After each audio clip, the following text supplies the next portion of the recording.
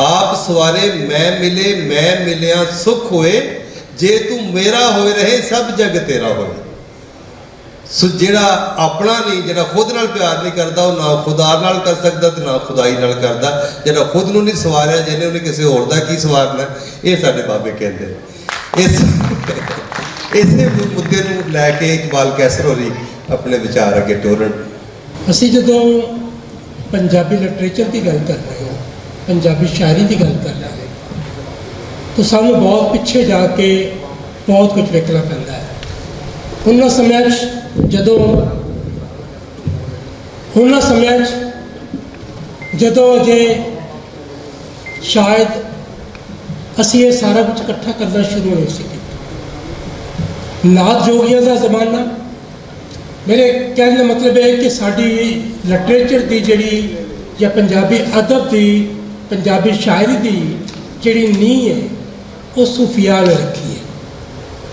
असी भगतां तो लैके नाथ जोगियां तो लैके बाबा फरीद तक एक लम्मा वेला है जिहदे च मुल्तान के क्रांतियां के भी श्लोक मौजूद ने।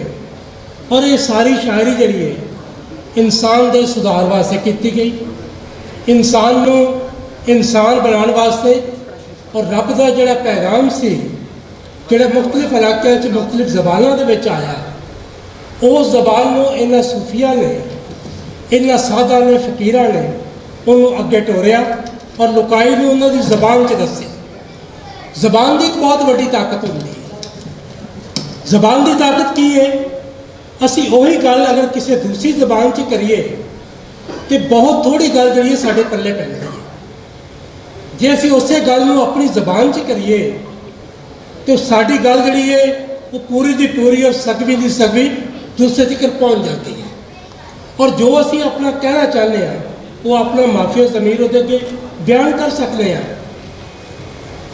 अज असी जिथे खलोते हुए हैं, मारधाड़, फिरकाबंदी, एक दूजे के नाल गल पैना, निक्की निक्की गल के उत्तों असी बिल्कुल आपे तो बाहर हो जाते हैं। ये वास्ते बुनियादी चीज़ मेरे नजर ये है कि असी अपने जबान, अपने लिटरेचर और अपनी धरती नाल टुटे। ये जरा अपनी जबान अपनी धरती नाल जो बंदा टुट जाता है तो फिर वह हज़ारा सालों का उन्होंने कौमां का, नस्लों का जो विजडम है, जी उन्होंनी सोच है, फिक्र है, जी उस धरती नाल, उस मिट्टी नाल जुड़ी हुई है, वो तुहाडे कोलों दूर हो जाती है। उसकी महक, उसकी खुशबू तुसीं नहीं लै सकते।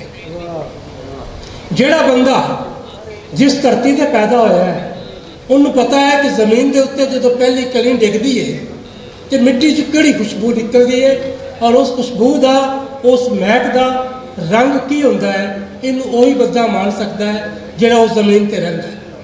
शायद यही वजह है कि साढ़े पंजाबी जबान का जोड़ा पहला शायर है बाबा फरीद शकरगंज पाकपतन वाले, वो फरमाते हैं कि फरीदा खाक ना लेंदी है, कि ए फरीद खाक नूं बुरा ना कह, मिट्टी नूं बुरा ना कह। फरीदा खाक ना लेंदी है, खाको जेड़ जो कोए, जिउंदिया पैरा हेठ रहे, मोया उपर होए। ये मिट्टी जिहड़ी तैनूं जन्म देंदी है, जिहदे उत्ते तू खेड रहा है, जिहदे उत्ते तू अपनी पूरी जिंदगी गुजारना है, ये जिंदगी इस मिट्टी के सदके है तेरे कोल। और जदों तू दुनिया तो चला जाना है तो फिर जिथे तू कल आकड़ के खलोता सा है, अज उत्ते तू बेसियान है, अज उत्ते तू मिट्टी का ढेर है, तो ये मिट्टी तेनों अपने अंदर छुपा लै। मिट्टी की ये मोह, मिट्टी का एक तुहाडे वाले खिच या तुहाडी मिट्टी वाले खिच जिहड़ी है, ये तुहानूं अपनी जमीन और अपनी विजडम के नाल जोड़ती है। और यही विजडम जिहड़ी है, यही फिक्र जिहड़ी है, यही तजर्बा जिहड़ा है, वो इन्हां सूफिया का नस्ल दर नस्ल इंसानों च मुंतकिल होंदा रहिंदा है। तां ही गुरु अर्जन ने कहा सी कि मंदा किस नूं आखिए जो तुद बिल कोई ना। अगर रब तो बगैर कोई नहीं तो फिर असीं मंदा किहनूं कहीए? वो तो हर घर दे विच वसदा है, हर हिरदे के अंदर वसदा है, हर दिल च वसदा है। और फिर ਜਿਹੜੀ ਮੁਹੱਬਤ ਦੀ ਗੱਲ ਹੈ, ਜ਼ਮੀਨ ਦੇ ਨਾਲ ਮੁਹੱਬਤ ਦੀ, ਉਸ ਮੁਹੱਬਤ ਨੂੰ ਔਰ ਆਪਣੇ ਦਰਮਿਆਨ ਇਖਤਲਾਫ ਨੂੰ ਦੂਰ ਕਰਨ ਦੀ ਗੱਲ ਜਿਹੜੀ ਹੈ, ਉਹ ਇਸ ਤੋਂ ਸੋਹਣੀ ਕੀ ਹੋ ਸਕਦੀ ਹੈ ਕਿ ਬਾਬਾ ਫਰੀਦ ਜੀ ਕਹਿੰਦੇ ਨੇ ਕਿ ਜੋ ਤੋਂ ਮਾਰਨ ਮੁਕੀਆਂ, ਜਿਹੜਾ ਤੈਨੂੰ ਮੁਕੀਆਂ ਮਾਰਦਾ ਹੈ, ਤਿਨਾ ਨਾ ਮਾਰੀ ਕੌਮ, ਉਹਨੂੰ ਫੇਰ ਪਲਟਾ ਕੇ ਉਹਨੂੰ ਤੂੰ ਨਾ ਮਾਰੀ। ਜੋ ਤੋਂ ਮਾਰਨ ਮੁਕੀਆਂ ਤਿਨਾ ਨਾ ਮਾਰੀ ਕੌਮ, ਆਪਣੇ ਘਰ ਜਾਈਏ ਪੈਰ ਤਿਨਾ ਦੇ ਚੋਂ। तो इतने आजजी इनकसारी, मिट्टी नाल मुहब्बत, जबान नाल मुहब्बत, अपने आप नाल मुहब्बत जिहड़ी है, उहदा पहला जिहड़ा तुहाडे अंदर जिहड़ी चीज़ फुटदी है या जिहड़ी चीज़ पैदा करदी है, वो सूफिया के नज़दीक मिट्टी की वो महक है, जिस नालों अगर असीं टुट जाइए तो फिर साडा सब कुछ टुट जाता है। बहुत अच्छे। ਹੁਣ ਮੈਂ ਇਕਬਾਲ ਕੈਸਰ ਹੋਰਾਂ ਨੂੰ ਕਹਾਂਗਾ, ਕਿਉਂਕਿ ਇਹਨਾਂ ਦੀ ਕਿਤਾਬ ਵੀ ਹੈ ਖਾਸ ਤੌਰ 'ਤੇ ਸਿੱਖ ਸ਼ਰਾਇਨ ਜਿਹੜੇ ਪੰਜਾਬ, ਉਹਨਾਂ ਦੇ ਉੱਤੇ ਵੀ, ਔਰ ਬਾਬੇ ਨਾਨਕ ਦੇ ਉੱਤੇ ਇਹਨਾਂ ਦਾ ਕੰਮ ਹੈ, ਔਰ ਸਿੱਖ ਮੱਤ 'ਤੇ ਬਹੁਤ ਇਹਨਾਂ ਦੀ ਪੜ੍ਹਤ ਹੈ। ਬਾਬਾ ਨਾਨਕ ਔਰ ਖਾਸ ਤੌਰ 'ਤੇ ਬੁੱਲੇ ਸ਼ਾਹ ਦੇ ਉੱਤੇ ਵੀ, ਇਹ ਦੋਵੇਂ ਫਕੀਰਾਂ, ਦੋਵੇਂ ਸ਼ਾਇਰਾਂ, ਉਹ ਨਾਨਕ ਸ਼ਾਹ ਫਕੀਰ ਨੇ, ਇਹ ਬੁੱਲੇ ਸ਼ਾਹ ਫਕੀਰ ਨੇ। ਸੋ ਉਹ ਜਿਹੜੀ ਇੱਕ ਤੇ ਨਾਨਕ ਦੇ ਵੇਲੇ 'ਚ, ਔਰ ਉਹਦਾ ਅੱਜ ਵੀ ਉਸ ਦੇ ਨਾਂ ਦਾ ਤੁਹਾਨੂੰ ਪਤਾ ਹੈ ਬਹੁਤ ਵੱਡੀ ਮਾਨਤਾ ਹੈ ਜ਼ਿੰਦਗੀ 'ਚ, ਔਰ ਉਹ ਲੋਕ ਲੱਗੇ ਵੀ ਹੋਏ ਨੇ ਚੜ੍ਹਦੇ ਪੰਜਾਬ 'ਚ, ਪੂਰੀ ਦੁਨੀਆ 'ਤੇ। ਸੋ ਬਾਬੇ ਨਾਨਕ ਦੀ ਔਰ ਬੁੱਲੇ ਦੀ ਫਿਕਰ ਨੂੰ ਲੈ ਕੇ ਅੱਜ ਦੇ ਨਾਲ ਜੋੜਨ ਦੀ ਥੋੜੀ ਗੱਲ ਜਿਹੜੀ ਹੈ, ਉਹ ਤੁਸੀਂ ਕਿਵੇਂ ਵੇਖਦੇ ਹੋ? अर्ज़ ये कि अगर असीं बाबे नानक नूं देखने हैं तो बाबे नानक दा ज़माना, फिर उस तो बाद बाबे नानक का एक पूरा सफ़र, और इस पूरे सफ़र के विच उन्होंने अमली तौर पर की कीता। अमन, शांति, लोगों को नाल लैके चलन का एक बहुत बड़ा उपराला है उन्होंने।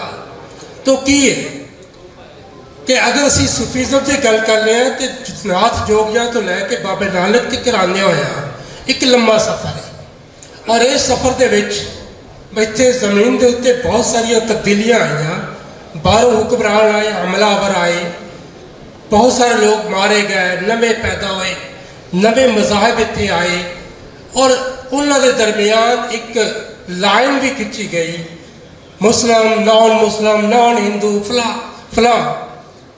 बाबे नानक ने जो सब तो बड़ा इत्थे काम किया, वो ये सी सब तो जी अहम गल है कि उन्होंने हिंदुस्तान के सारे अदब की एंथोलॉजी इकट्ठी की।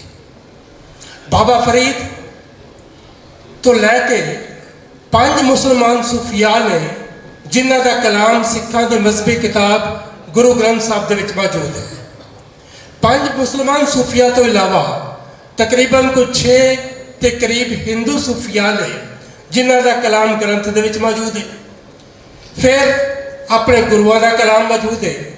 सो वो किताब जी है उन्होंने अपने उस बुनियादी फलसफे के उत्ते कि जोड़ा सिर्फ इंसानियत का फलसफा है, वो इस खिते की जड़ियाँ रीतां सन, वो मजहबी रीतां, वो रल बहन की रीत जी है, उन्होंने लैके चले और उन्होंने एक ग्रंथ तैयार किया। बाबा नानक बजाते खुद जो कहते हैं कि एक ओंकार सतनाम, वो एक है तो ओदा नाम सच्चा है, तो जो वो एक है तो फिर वो सारी कायनात, वो सारी तखलीक भी एक है।